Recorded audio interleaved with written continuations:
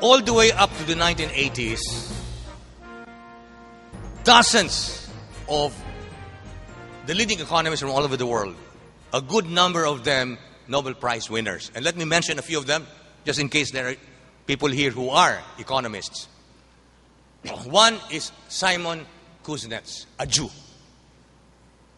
who is the father of gross domestic product and gross national product. So he was the one who developed national income accounting, a Harvard professor. And I'm proud to say he was a professor of mine and a professor of Dr. Jess Stanislaw. In fact, Dr. Jess Stanislaw wrote his doctoral dissertation under Simon Kuznets. Another economist, these are all economists who said that population is not the source of poverty. Another famous Nobel Prize winner right now, Kuznets has died.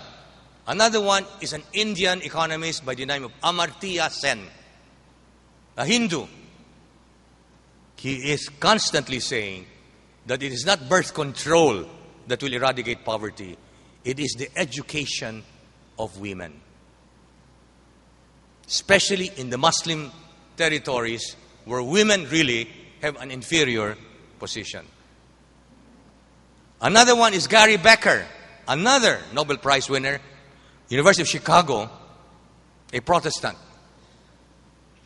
The same thing.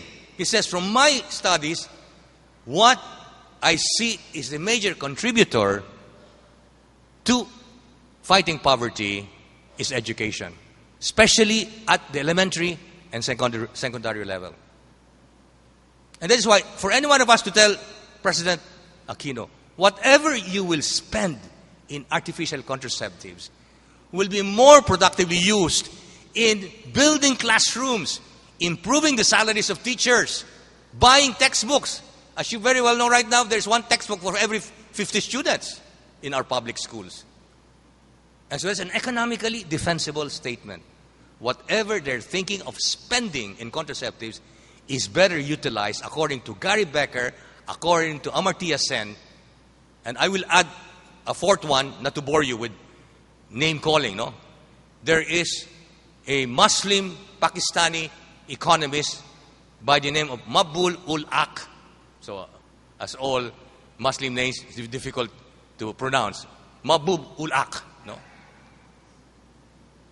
He is the father of the Human Development Index. Again, I don't want to bother you with technicalities, but today, people are not satisfied with GDP. GDP is too limited a measure of human economic development. So there is a more comprehensive measure which includes GDP, but other indicators like how long people live. And that's why I'm so thankful to God. My mother's lived up to 101, and she's gunning for 116. No?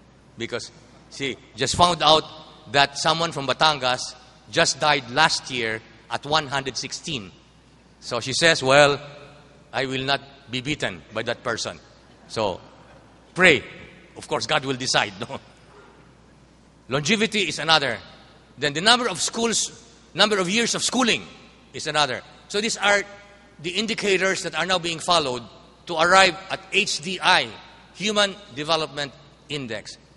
And this Pakistani economist is in record saying, I regret every single, I don't know what at that time was the Pakistani currency, but whatever it is, every single bit of money that during my watch as Minister of Finance, we spend on birth control. If I were to go back to history, he said I would spend all of them in the education of women. And you know very well, probably it's also our time to pray for him, that Lee Kuan Yew, incidentally, his wife of 68 years, just died last Saturday. I don't know if some of you saw my column, Prayer for Lee Kuan Yew. Lee Kuan Yew is the father of modern Singapore. And he's on record in saying that there's only one thing that he regrets during his leadership. And that was population control. Because for the last 15 years, he has been trying to encourage Singaporean women to have children. Because Singapore is slowly disappearing from this planet.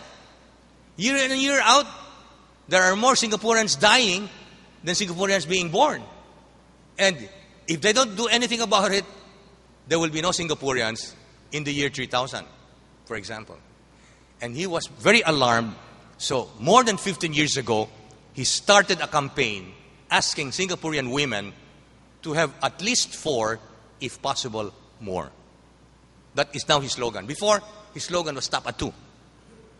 And that had very negative consequences on Singapore. And these are the countries that are being used. I hate to mention their affiliation by UP economists, Ateneo economists, LaSalle economists, University of San Carlos economists, and it is on record. These education institutions have received massive grants from Packard Foundation, USAID, to do population research, and I don't have a suspicious mind. I can just imagine how influenced they were by these foundations that want us to control population because of the Kissinger report. Now, these economists use usually 3 poster boys, so to speak. Poster boy number 1, Thailand, for population control. Poster boy number 2, Singapore. Poster boy number 3, China. They're constantly comparing us to this country. And you see, these countries have gone ahead of you because of population control. Wrong. They have gone ahead of us because of more enlightened economic policies. And what was the unenlightened policy that brought us to where we are right now, with 30% of our population living below the poverty line? The main mistake we made was to despise agriculture. We were so obsessed with industrialization that we did not build farm-to-market roads, irrigation systems, post-harvest facilities, all the resources needed by the small farmer to be productive. In contrast, Thailand did exactly the opposite. Starting the 1970s, Thailand built thousands of kilometers of farm-to-market roads, irrigation systems, post-harvest facilities, and they made their farmers rich. It's the exact opposite in the Philippines. Do you know where the poor are in the Philippines? 70% of the poor are in the countryside, in rural areas. And it's no surprise, because we completely neglected them in the name of industrialization. That was the main source of poverty in the Philippines, not babies being born.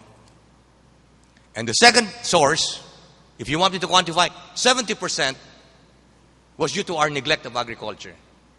30% was corruption. And that is the truth of what p-noy says. Kung walang corrupt, walang mahirap. But that's only 30%. Why is that? Because the World Bank and the ADB did a study on corruption about 5 or 6 years ago. And they found out that every year, 200 billion pesos are lost through tax evasion.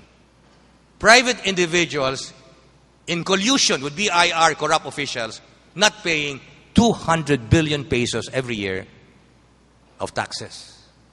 Another 200 billion pesos are lost because they're public funds that should be spent on roads, on fertilizers, I'm not referring to anything, on all sorts of public services, but they go to the pockets of the government officials. Imagine, 200 plus 200 is 400 a year lost to corrupt. Think of how many classrooms, how many